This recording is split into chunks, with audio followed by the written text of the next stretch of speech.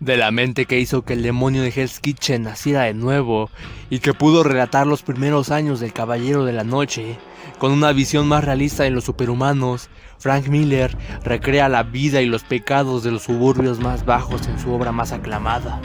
Sin City no tiene protagonistas, solo son los vívidos acontecimientos que forman parte de las grandes historias que ocurren aquí, en la ciudad del pecado.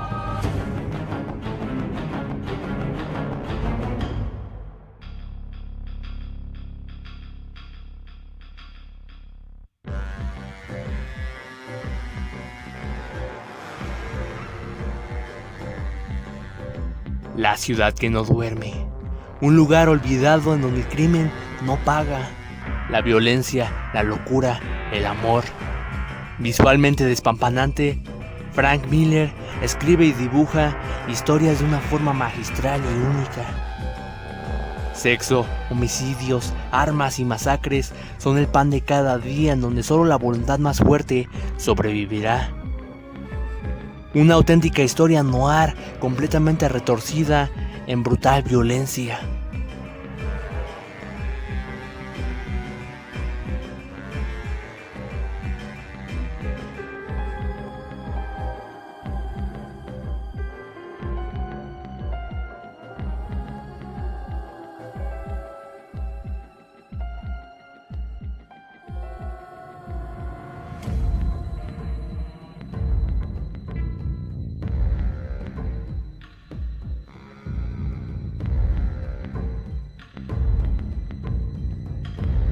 Durante el pasar del video de hoy, intentaremos plasmar el alucinante trabajo artístico de Frank Miller y ver algunos datos de esta novela gráfica, así como de la cinta del 2005, datos y curiosidades que tal vez puedan fascinarte.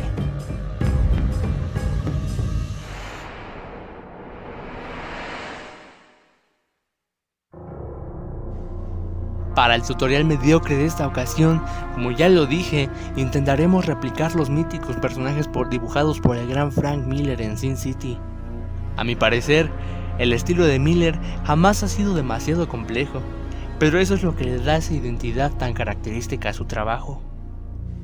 Únicamente necesitaremos un marcador negro, 2 bolígrafos de punta normal y punta fina y un lápiz de gel blanco. Pero para poder plasmar de una forma más fiel los trazos de Miller, necesitamos entender la técnica de Frank en este cómic en específico. Los primeros dibujos de Frank eran figuras completamente entregadas al detalle en el trazo, pero esto se terminaría simplificando totalmente, hasta incluso rozando lo abstracto, creando figuras puras y planas. Pero en Sin City logra componer imágenes jugando con las luces y sombras, llegando incluso a convertir dichas imágenes en negativos. Y esto, junto con la gran narrativa de la obra, es el gran atractivo del cómic.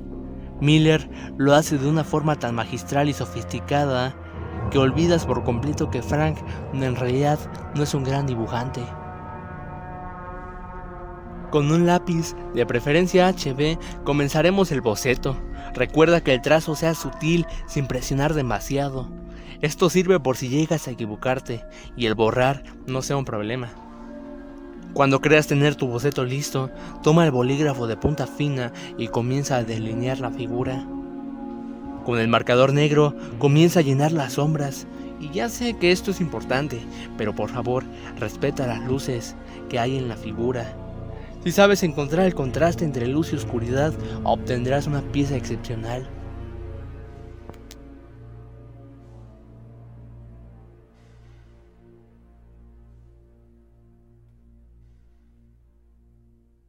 Maryland, Estados Unidos.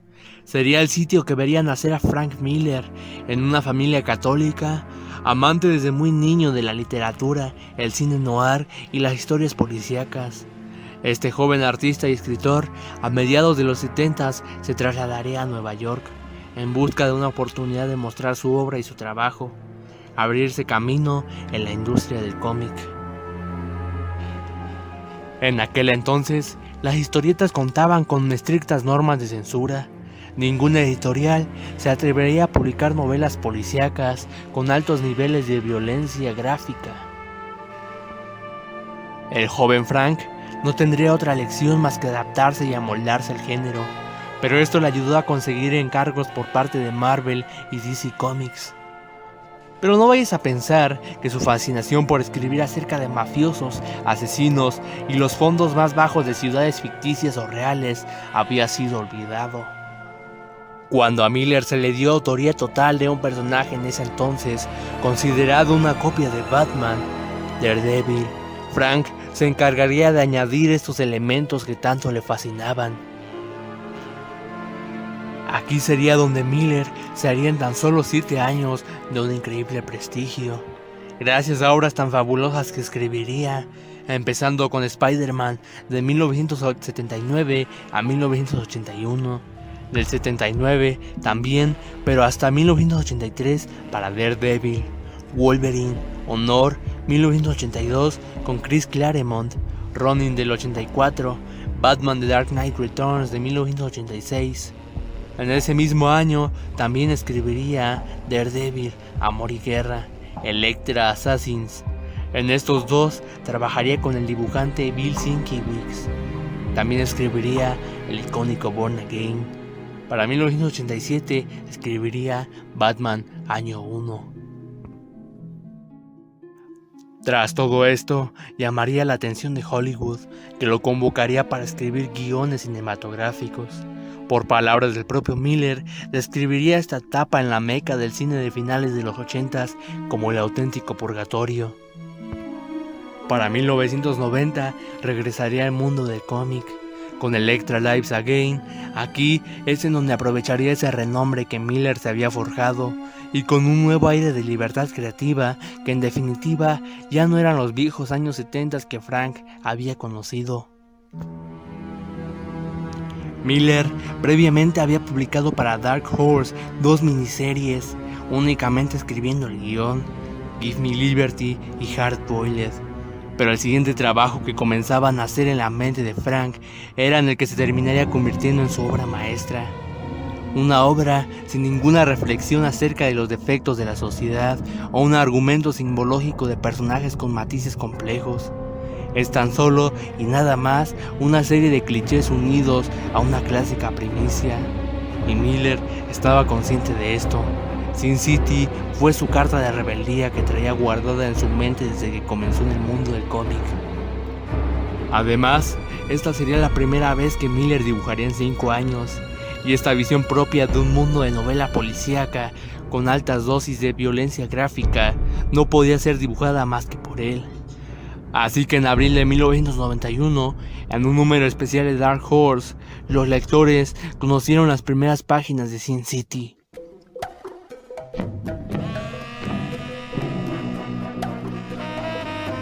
Una de las muchas características de Sin City es la narración en primera persona, cualidad que Miller habría empleado en varias de sus otras grandes obras. Este, además, es un recurso muy empleado en clásicas piezas y novelas negras. Esta novela gráfica cuenta con diálogos y descripciones sin remilgos para hablar de lo políticamente incorrecto. Miller no tendrá miedo en usar expresiones o palabras que la gente remilgada pueda encontrar ofensivas. Miller hace una autoparodia hacia los clichés baratos de las novelas policíacas. Pero Miller lo hace de una forma poética, demostrando que es un completo maestro de la narración gráfica, y sobre todo para idear planos y ángulos para cada viñeta de su obra, en los que hay un dinamismo único e imparable para la trama. Sin matices o escalas de grises algunas, Sin City es un mundo predominado por el blanco y negro. Con un contraste alucinante en cada uno de los paneles, Miller explota al máximo el blanco y negro. Como en las clásicas películas del cine negro, este tiene un impacto en el espectador tal que no sabes si estás leyendo un cómic o apreciando una obra de arte. Miller primero realizará un boceto a lápiz que después intentará solo lo necesario.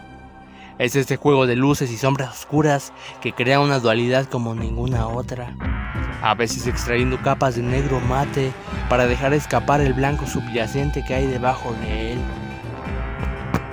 Un gran ejemplo del blanco y negro de la paleta de colores de Sin City son las cicatrices y grietas que recorren el rostro de Marv.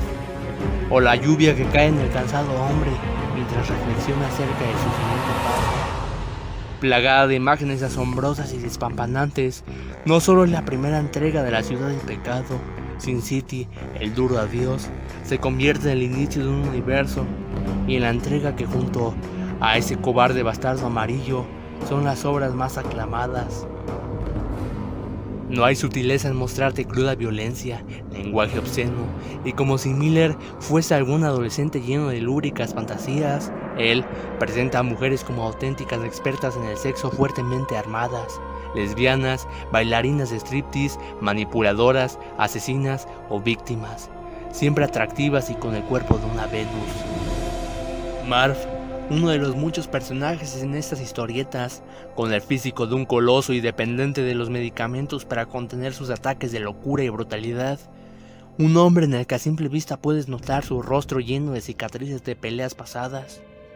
Un hombre que no va a dudar en descuartizar vivos a sus enemigos para conseguir lo que él busca.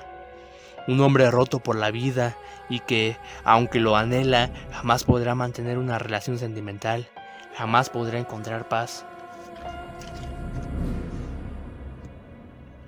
Marv, con el cuerpo y la fuerza de una bestia, jamás ha sido un mal hombre, solo ha tenido mala suerte.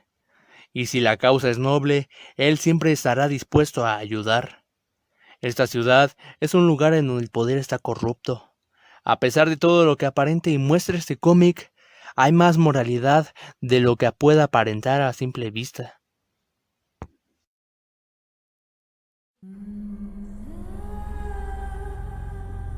En un cuarto horrible, en una zona horrible de una ciudad horrible, este rudo hombre apenas puede asimilar la increíble dicha de que una auténtica diosa rubia como Goldie accediera a irse a la cama con él.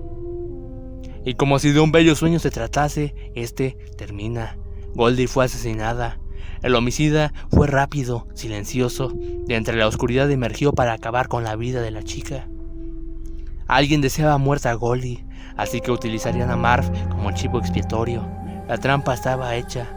Marv fue el único que estaba cuando Goldie perdió la vida. Como si fuera poco, las sirenas policíacas estaban cercas. Marv, un hombre con antecedentes penales y ahora en libertad condicional, era el sujeto ideal para esta trampa. Pero este sujeto no se tomaría la molestia de intentar confirmar su inocencia ante los oficiales. Marv era un matón, pero un matón con un corazón, y este no dejaría que Goldie hubiera muerto en vano. Él está agradecido por el regalo que la bella mujer le había dado. Ella era su ángel, y los ángeles no merecen una muerte así. Él vengaría su muerte y no va a descansar hasta haber muerto al responsable de esto.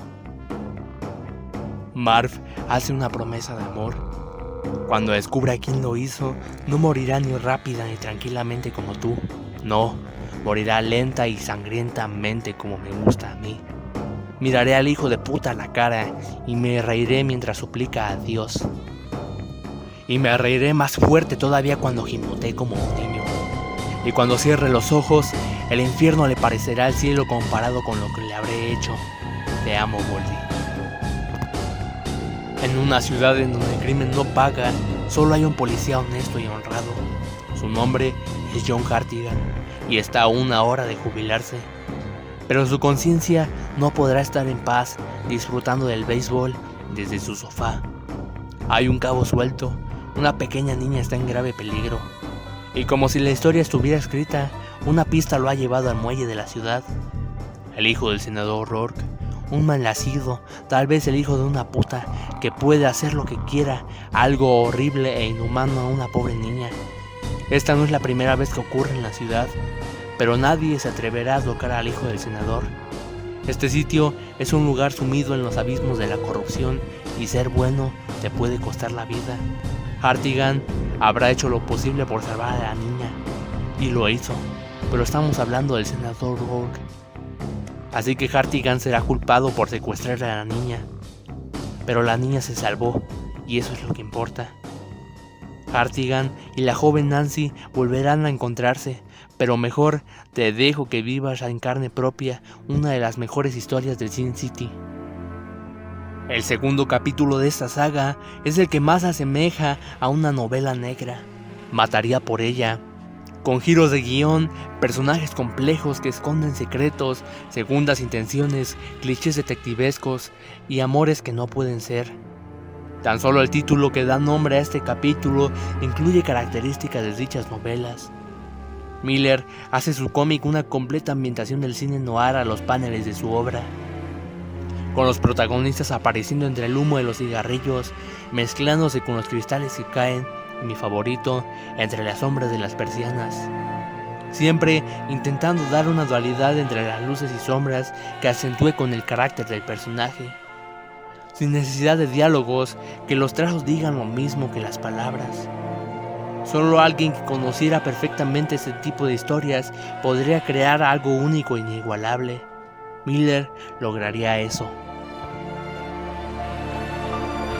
Tras el gran impacto de Sin City a la industria del cómic, en 1992 fue recopilado en un álbum que terminaría ganando el premio Eisner en su categoría, además de los otros dos que se llevó Miller como mejor guionista y dibujante.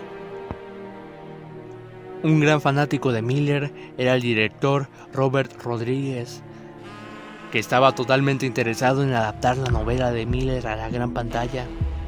Tras la mala experiencia en Hollywood con Robocop 2 y Robocop 3, en un inicio, Frank estaba dudoso en vender los derechos de su obra por el temor a una mala adaptación de su trabajo. Pero Rodríguez logró convencer a Miller con su plan.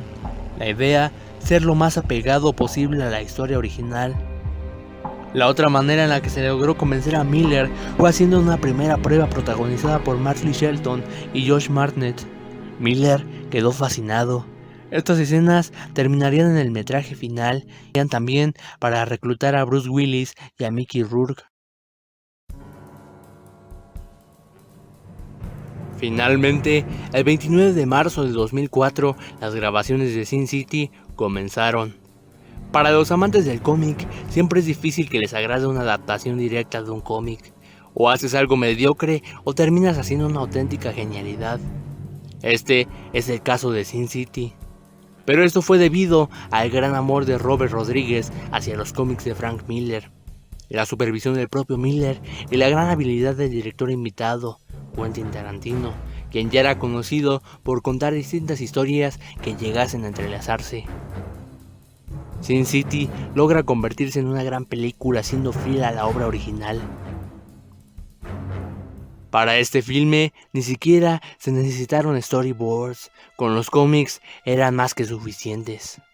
Para esta primera entrega se tomarán de inspiración de 3 capítulos de la novela, El duro adiós, La gran masacre y Ese bastardo amarillo. Y para recrear los bajos suburbios de Basin City, la cinta se rodará principalmente en un backlog digital, con una pantalla verde detrás de los actores, en donde posteriormente se agregarán los fondos. Y para la gran definición de la imagen se ocuparía una cámara Sony HDC 950. La pantalla verde, a partir del rodaje de Sin City, se popularizó increíblemente hasta la actualidad.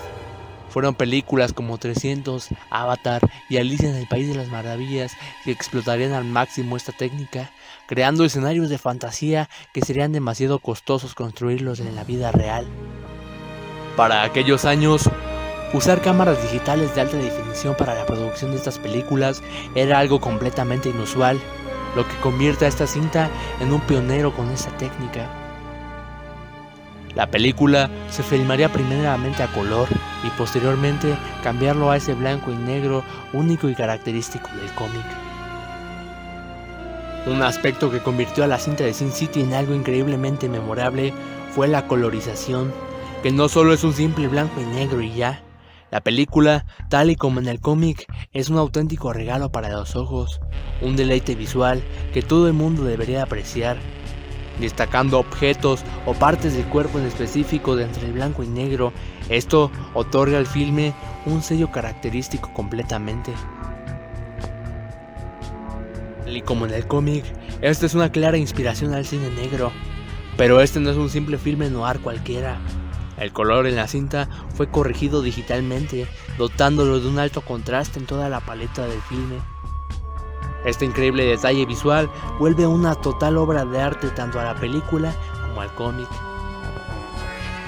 Este largometraje Es como ver las viñetas cobrar vida.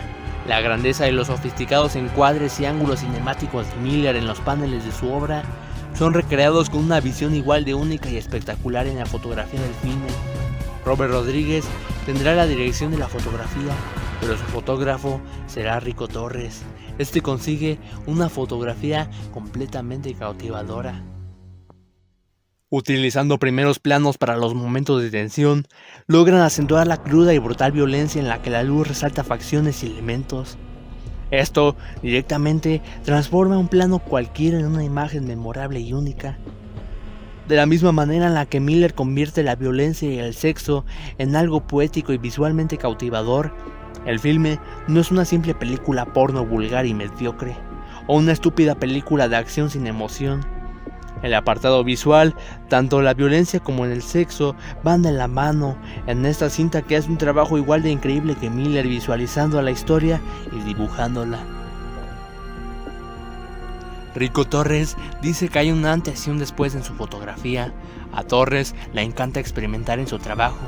Él dice que comenzó a utilizar 5 luces para iluminar sus carteles y planos más fijos. Esto se volvería su sello personal a partir de ese entonces.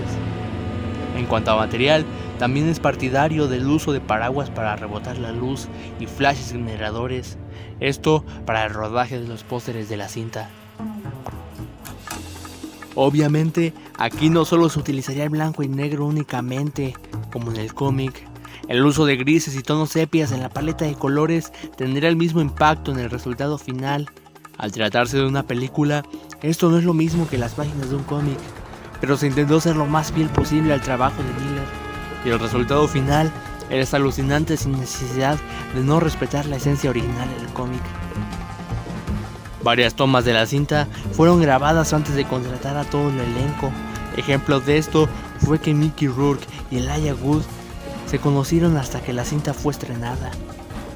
Algo interesante acerca de las katanas de Miho es que son las mismas de Kill Bill Volumen 1, que curiosamente Tarantino guardaba en su garage. También algo raro que cabe destacar es el modo en el que se grabaron algunas tomas. La secuencia en la que Marv sale de la boca de la alcantarilla y se apoya tambaleándose en la pared fue rodada en sentido inverso. Posteriormente se mostró hacia adelante, así lograrían el efecto del personaje llegando a otro mundo. Pero una película tan espectacular como esta merecía un soundtrack igual de genuino que la cinta.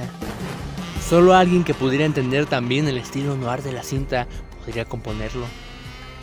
Fue el propio Robert Rodríguez, en compañía de John Disney y Grammy Rebel, quienes compusieron un jazz bebop melancólico, oscuro y sombrío.